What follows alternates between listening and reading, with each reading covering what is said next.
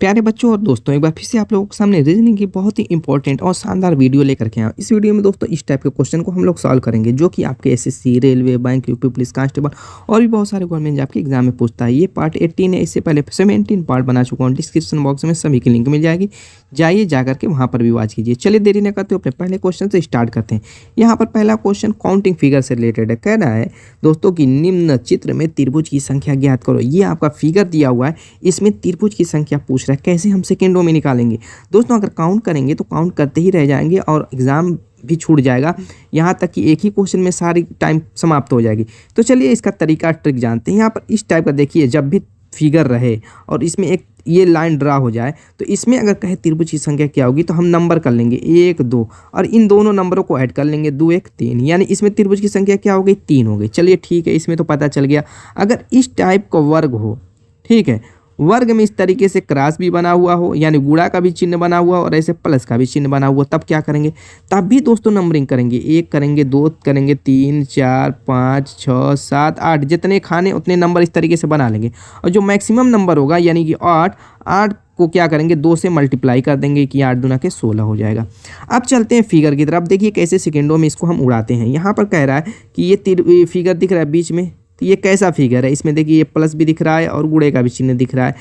ये वाला है, तो दोस्तों इसमें 16 हो गए। ठीक है, अब यहाँ पर दोस्तों क्या होगा? ये जो है ये वाला है तो इसमें 3 हो गए, तो ये भी वैसा ही है, 3 इसमें भी हो गए, 3 इसमें भी हो गए, 3 इसमें हो गए। तो स्किप करके भाग मत जाइएगा, क्योंकि दोस्तों अभी इसमें और भी त्रिभुज हैं, उनको भी काउंट करना। भी ये आंसर नहीं हुआ है तो टेंशन नहीं लेना और घबराना भी नहीं है। अगर आप प्रैक्टिस कर रहे हैं दोस्तों तो यहाँ पर कुछ सीख करके जाइए। यहाँ पर क्या क्या करेंगे? अब पहले जोड़ लेते हैं। 3 3 9, 3 चौको 12, 12 तो 4 ठो में हो गए और 16 ये, तो 12 16 कितने हो गए दोस्तों? उसको अपने दिमाग में रख लीजिए, यानी 28 हो गए। 12 16 28। अब कौन से बचे हुए त्रिभुज हैं ज़रा उसको देख लेते हैं। तो यहाँ पर देखिए ये आपका त्रिभुज छूट रहा था। ये इन दोनों फिगरों के मिलने से, इस त्रिभुज वाले और ये वर्ग वाले के मिलने की वजह से यहाँ पर त्रिभुज बन रहे हैं। यहाँ पर देखिए, यहाँ पर भी अपोजिट साइड में उसी के बन रहा है, यानी इस एक में 2 बन रहा है तो इसमें भी देखिए ऐसे ही बनेगा। तो यहाँ पर कैट हुआ 1 2 3 4 ठो, एक में 2 बन रहा है तो 4 में 8 बनेगा। और हमने पहले कितना निकाला? 28। इसमें प्लस कर लेंगे तो दोस्तों हो जाएगा 36। ये आपका आंसर हो गया। Option 3 is the right answer. चलिए नेक्स्ट देखते हैं। यहाँ पर भी दोस्तों फिगर से रिलेटेड ये भी है, इसमें भी त्रिभुज की संख्या पूछ रहा है। इसमें एक लाइन थोड़ा सा हल्की लग रही है, तो हो सकता है आपको पता चल रही हो कि न हो, लेकिन यहाँ पे लाइन है दोस्तों, तो मैं खींच देता हूँ ताकि आपकी सारी कन्फ्यूजन दूर हो जाए। आप क्लियर है? तो अब चलिए इसमें निकाल लेते हैं। सेम लॉजिक, सेम ट्रिक जो पीछे वाले क्वेश्चन में किए थे, इसमें भी वही अप्लाई करेंगे। अगर आंसर आ रहा है तो कमेंट करते रहिएगा। यहाँ पर देखिए सेम फिगर है यहाँ पर, ठीक, तो इसमें कितने हो जाएंगे? 3 हो जाएंगे। सेम अगर देखेंगे आप नीचे भी ऐसे ही है, तो इसमें भी कितने हो जाएंगे? 3 हो जाएंगे। अगर ऐसा हो वर्ग में सिर्फ प्लस ना हो, सिर्फ क्रॉस ऐसे हो, तो और भी इजी है। इसकी भी नंबरिंग कर लीजिए। 4 तक गया, 4 का दूना कर दीजिए 8। अब देखिए इसमें कहाँ कहाँ ऐसे हैं। देखिए एक पहला ये मिल गया क्रॉस वाला, यानी कि इसमें 8 हो गए। फिर दूसरा भी इसी से चिपका हुआ है, फिर तीसरा भी ऐसे ही इसी से चिपका हुआ है, फिर चौथा भी इसी से चिपका हुआ है। तो 4 हैं, एक में 8 बनता है, तो 4 में 8 चौको 32 हो गया, और 3 3 6 ये हो गया 32 और 4 32 और 6 दोस्तों 38 हो गया। तो इसमें भी मत भाग जाइएगा ऐसे ही छोड़ करके ये अब तो आंसर हो गया है। नहीं दोस्तों, ऑप्शन में भी देखिए नहीं है, तो इसमें और त्रिभुज बनेंगे। कैसे बनेंगे उसको चलिए समझ लेते हैं अभी सेकेंडों में। अब ये आपने जो बनाया, इसमें मैं एक और ऐसा ही figure same to same joint कर दूँ तो क्या 8 दूना 16 हो जाएंगे? इसमें 16 त्रिभुज हो जाएंगे? ना दोस्तों, देखिए क्या होता है जब ज्वाइंट होते हैं तो 2 तो एक्स्ट्रा त्रिभुज बन जाता है। ये देखिए बड़ा सा ये, और ऐसे ही सेम अपोजिट साइड में भी ऐसे ही बन जाएगा। यानी कि यहाँ पर एक लाइन, इसको देखिए, एक लाइन के जुड़ने की वजह से, एक लाइन ये बन रही है बीच में कॉमन लाइन, इस कॉमन लाइन की वजह से 2 त्रिभुज बन रहे हैं। तो ऐसे ही जितने भी यहाँ पे ज्वाइंट होते रहेंगे उस कॉमन लाइन को हम गिनते रहेंगे कि 1 ठो है तो यहाँ पे 2 ठो हो गई, तो अब इसका दूना हो जाएगा यानी कि 4। तो सेम यही लॉजिक यहाँ पे चलिए अप्लाई करते हैं। देखिए एक यहाँ पे जुड़ा तो इसकी वजह से 2 ठो बढ़े, फिर एक यहाँ पे जुड़ा तो इसकी वजह से भी 2 ठो बढ़े, फिर एक यहाँ पे जुड़ा तो इसकी वजह से भी 2 ठो बढ़े। यानी कि कितने हो गए? जोड़ वाली लाइन कितनी है? 6 है, तो 3 है तो उसका दूना 6 ठो बढ़ गए, यानी 38 में अब 6 जोड़ देंगे तो कितना हो जाएगा? 44 हो जाएगा। दोस्तों ऑप्शन देखिए कौन सा? 4 is the right answer. Clear? Next question, ज़रा इसका आंसर अब बताइए। आप लोग फटाक से ना इसका आंसर कमेंट कीजिए। क्या कह रहा है? AYRRJC से जैसे कैटल बना हुआ है, वैसे NCPDCAR से क्या बनेगा दोस्तों। तो लॉजिक समझते हैं कैसे बना हुआ है। जैसे ए की जगह, ए के स्थान पर क्या है, सी है, तो ए से सी कैसे बना है। तो यहाँ पर देखेंगे बी के बाद सी आता है, यानी बी को कट कर दिया है, यानी कि +1 कह सकते हैं कर दिया है। क्या कर दिया, +1 है। वैसे वाई था, ठीक है, वाई से क्या किया है दोस्तों, यहाँ पर वाई के बाद ए आया है, वाई के बाद दोस्तों ए आया है, तो यहाँ पर वाई जेड कैंसिल किया है, ए आ गया है, यानी एक एक का क्या है, गैप कर रहा है, यानी एक अल्फ़ाबेट कूद करके आगे चला जा रहा है। तो वाई के बाद ए आ गया और आर के बाद दोस्तों क्या आ गया है, टी आ गया। देखिए आर के बाद एस आता है, टी आ गया, ऐसे ही आर के बाद एस आता है, टी आ गया। सेम वैसे ही अब देखेंगे जे के बाद दोस्तों के आता है, लेकिन आ गया है आगे एल, उसके दिया हुआ है, देखिए यहाँ पर एल है, यहाँ पर जे, और सी के बाद ई आ गया है, तो सी के बाद आता है डी और आगे है ई। क्लियर हो गया, सारे डाउट क्लियर हो गए होंगे। तो अब बताइए एन है, तो एन की जगह पर क्या लिखेंगे, एन के बाद आता है ओ, लेकिन ओ को हम कैंसिल करके पी लिखेंगे, ठीक। ऐसे ही सी है तो डी को कैंसिल करके दोस्तों ई लिखेंगे, ठीक। वैसे ही पी है, क्यू को कैंसिल करके आर लिखेंगे, क्लियर। वैसे डी है, ई को कैंसिल करके एफ लिखेंगे। वैसे ही सी है तो डी को कैंसिल करके ई लिखेंगे। वैसे ही ए है तो बी को कैंसिल करके क्या लिखेंगे दोस्तों, बी को कैंसिल करके आपका सी हो जाएगा। ऐसे ही आर है तो एस को कैंसिल करके टी लिखेंगे, तो क्या बन गया, परफेक्ट। देखिए option C is the right answer. Clear हो गया, कोई दिक्कत नहीं, लॉजिक समझिए, लॉजिक को ढूंढिए और आपके आंसर तो सटासट आते रहेंगे। यहाँ पर देखिए क्या कह रहा है, अंग्रेजी वर्णमाला में बाएं से 7वें तथा दाएं से 9वें अक्षर के बीच कितने अक्षर हैं। तो अंग्रेजी वर्णमाला A to Z जो होती है, जैसे आपका बाएं है इसका भी वही बायां होगा, जो आपका दायां है इनका भी वही दायां होगा, ठीक है। तो कह रहा है अंग्रेजी वर्णमाला में बाएं से 7वां अक्षर, यहाँ पे बाएं से 7वां अक्षर और दाएं से 9वां अक्षर, अब इन दोनों के बीच में पूछ रहा है कि कितने अक्षर होंगे, यही क्वेश्चन है। तो दोनों कंडीशन में देखिए क्या हो रहा है, जेड की तरफ से ये आगे बढ़ रहा है, ए की तरफ से भी ये आगे बढ़ रहा है, यानी जब दोनों आगे बढ़ेंगे तो ये दूरियां क्या होंगी, घटेंगी। अगर ऐसा रहता, मान लीजिए कि एक इस साइड जाता और एक जो है इस साइड जाता, तो उस स्थिति में अब दूसरी स्थिति बनती, 3-4 स्थितियां बनेंगी, कब प्लस लिया जाएगा, कब माइनस लिया जाएगा। देखिए दोनों कंडीशन में ये दोनों दूरियां घट रही, क्योंकि दोनों एक दूसरे की तरफ आ रहे हैं।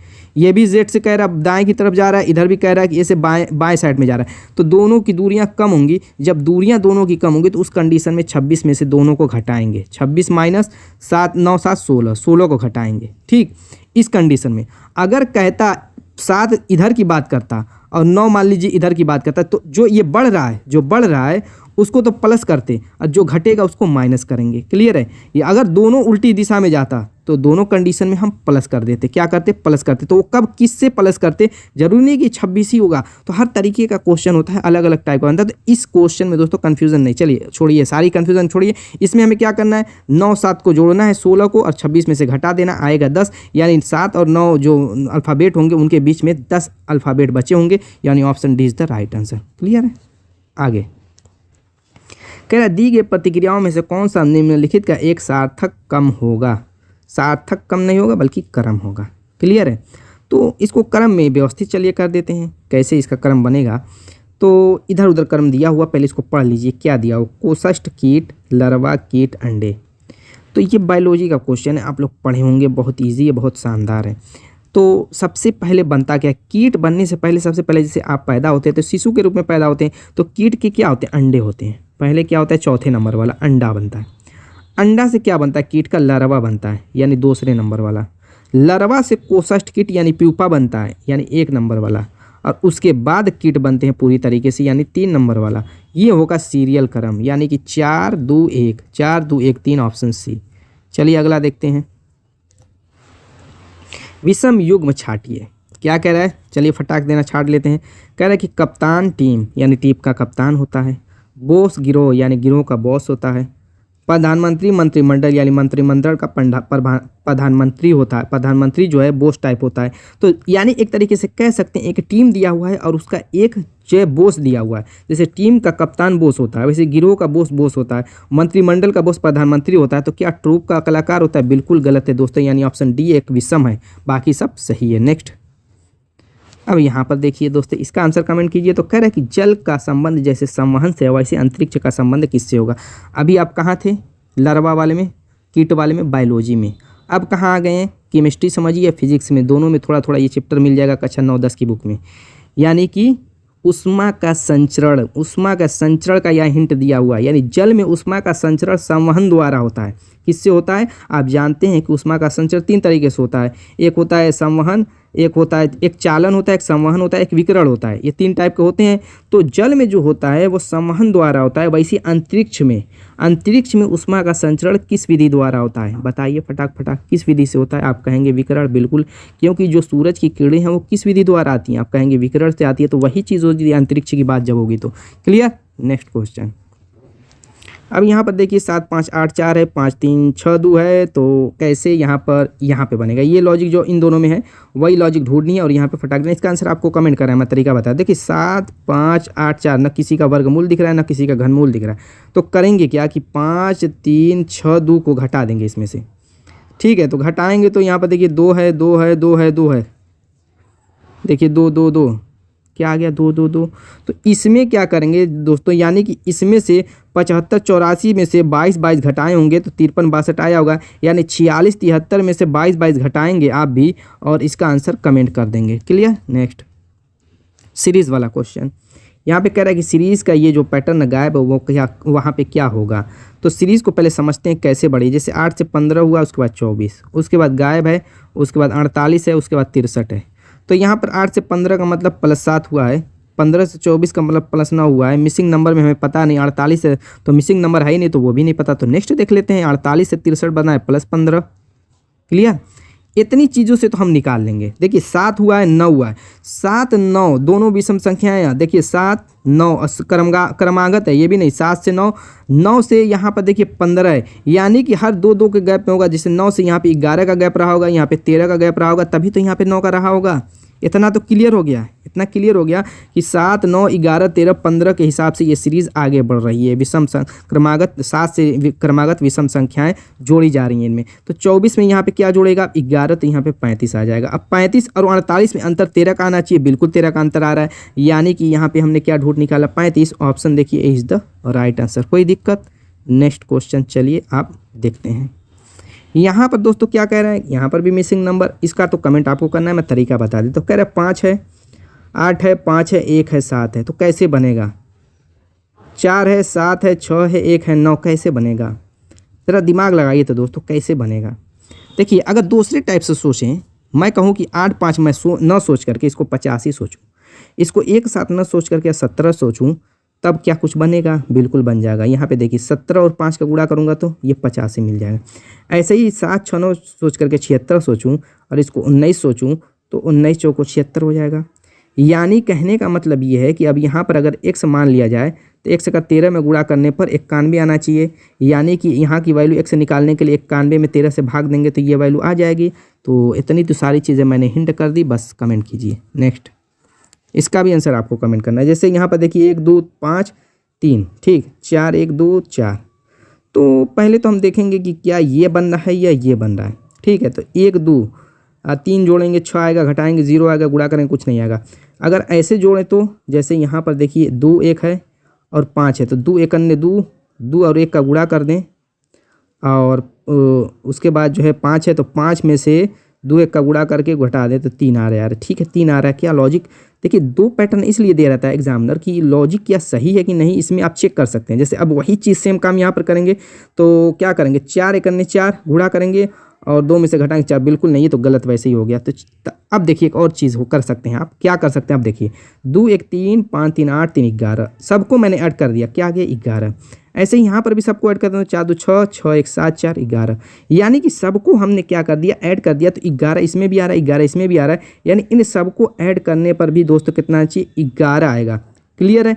अब यहाँ पर x मान करके वैल्यू निकाल सकते हैं, कोई दिक्कत नहीं होनी चाहिए, कोई दिक्कत नहीं होनी चाहिए। ठीक है, तो कमेंट कीजिए।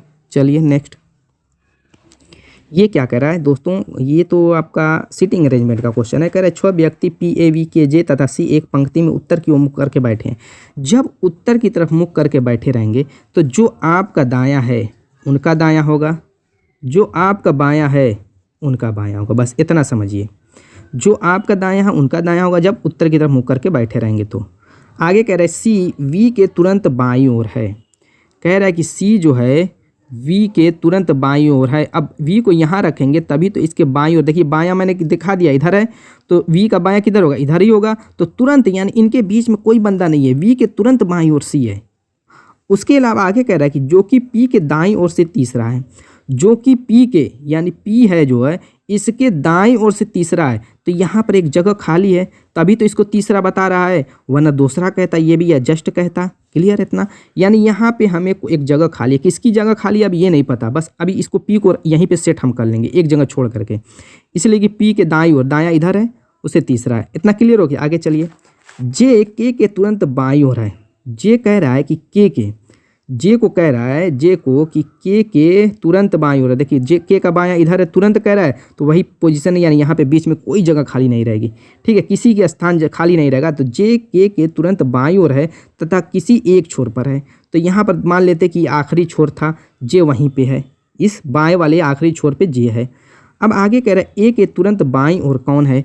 अब यहाँ पर जो पी और सी के बीच में ये जगह खाली थी, अब एक बंदा बचा हुआ ए, तो ए को हम रख देंगे क्योंकि क्वेश्चन में कहा नहीं है कि ए कहाँ है, और यहीं पर एक तो जगह भी बची एक बंदे के लिए, 6 बंदे हैं तो 5 ही बंदे सेट हो रहे थे, तो ए को यहीं पे हम रखेंगे अपने दिमाग से। ठीक है, गलत भी नहीं होगा क्योंकि वही बंदा ही बचा है। तो अब कह रहा है कि ए के ठीक बाईं ओर कौन है। ए का बायां किधर है, इधर ही होगा, जिधर आपका बायां है। तो ठीक कह रहा है बाएं, तो जो सटा हुआ चिपका हुआ बायां कौन है, पी है, option B is the right answer. Clear. Next, दिशा और दूरी का कह रहे हैं अभिनव ने एक घर से भागना आरंभ किया। अभिनव एक घर से भाग रहा है तो दिशा का ज्ञान पूरब, उत्तर, दक्षिण, पश्चिम, इतना तो मालूम है, नहीं मालूम है तो जान लीजिए, ये होती है दिशाएं। ठीक है, इसी दिशा के हिसाब से ही हम सारी चीज़ें सेट करेंगे तो सेकेंडों में सॉल्व हो जाएगा। अपने घर से क्या कर रहा है, भागना प्रारंभ करता है। वो पहले 12 किलोमीटर पश्चिम की ओर भागता है। यहाँ से मान लीजिए भाग रहा है तो पहले पश्चिम की ओर इधर जाएगा क्योंकि पश्चिम किधर है, इधर ही है, तो 12 किलोमीटर भागता है। फिर वह उत्तर की ओर मुड़ा तथा उसी दिशा में 16 किलोमीटर भागा। कह रहा है कि फिर ये उत्तर की दिशा में मुड़ गया और 16 किलोमीटर भागा। अभिनव अपने घर से कितनी दूर तथा किस दिशा में है। अब यहाँ से यहाँ तक की दूरी, ये दूरी पूछ रहा है कि कितनी है, कितनी दूरी है, और दिशा भी इसकी पूछ रहा है कि ये दिशा कौन सी है। तो पहले तो दूरी निकाल लेते तो ये एक समकोण त्रिभुज हो गया। ठीक है, ये आधार हो गया, ये लंब हो गया, ये कड़ हो गया। तो पाइथागोरस प्रमेय से कड़ का वर्ग बराबर क्या होता है, मान लीजिए ये ओ है तो ओ ही बराबर क्या हो जाएगा, कड़ बराबर क्या हो जाएगा, अंडर रूट आधार का वर्ग और लंब का वर्ग, यानी 12 बराबर 144 है, 16 एम 256, यानी 16 का वर्ग करेंगे 256 हो जाएगा, 12 का वर्ग करेंगे 12 बराबर 144 हो जाएगा, यानी कि अंडर रूट हो जाएगा 400, बाहर आएगा बन जाएगा 20। यानी क्या आ गई, दूरी तो हमारे 20 आ गई। देखिए 20 किलोमीटर एक ही ऑप्शन में दिया हुआ है, आप टिक लगा सकते हैं, लेकिन दोस्तों हम प्रैक्टिस कर रहे हैं। मान लीजिए कि 20 इसको भी दे देता तो दिशा कैसे मालूम करते।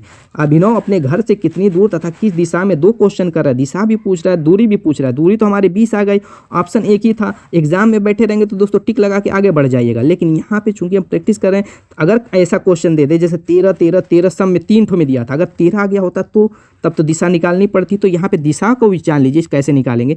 तो ये दिशा है ऐसे तिरछी, ठीक है, तो यही तो दिशा है। देखिए यही तो दिशा है, यही दिशा है कि नहीं दिशा है दोस्तों।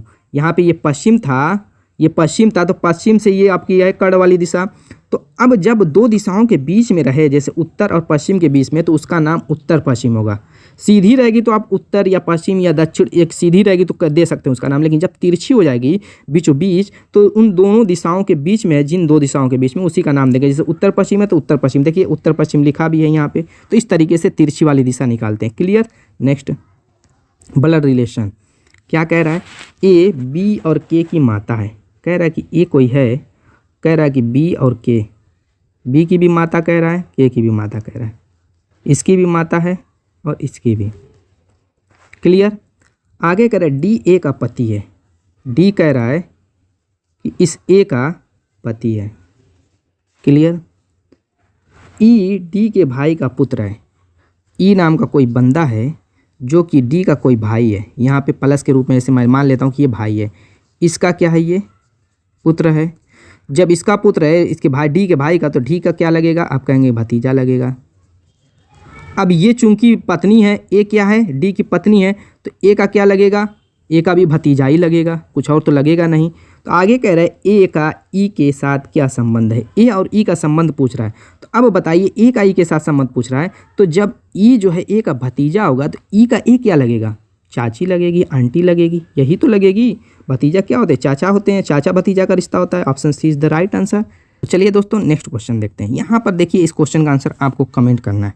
क्लियर है? मैं तरीका बताता हूँ, लॉजिक मैं समझाऊंगा, आंसर कमेंट करना है। इसका तो एक एक्स्ट्रा दिया है, वैसे ही कोई ज़रूरत नहीं रहती है इतना चेक करने की। ठीक है, 2 ही में हम चेक कर लेंगे, तीसरे का आंसर आप दे देना। कह रहा है 3 + 8 + 5 + 5 बराबर 36। क्या कह रहा है? 3 + 8 + 5 + 5 बराबर 36। 6 + 2 + 8 + 1 बराबर 16। तो कह रहा है कि 7 + 4 + 3 + 8 बराबर क्या होगा? लॉजिक, हमें लॉजिक ढूंढनी है। रीजनिंग में क्या है? लॉजिक। तो यहाँ पर देखिए अगर सबको जोड़ेंगे तो 5 × 5 = 10, 10 × 8 = 18, 3 × 21 आ रहा है।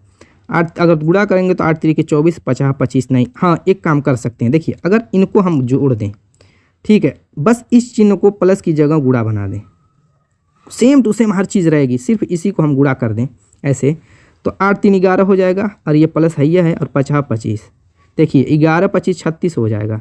चलिए इसमें भी देख लेते हैं। तो 6 + 2 तो रहने देते हैं, इस प्लस को भी रहने देते हैं, सिर्फ 8 × 1 कर देते हैं।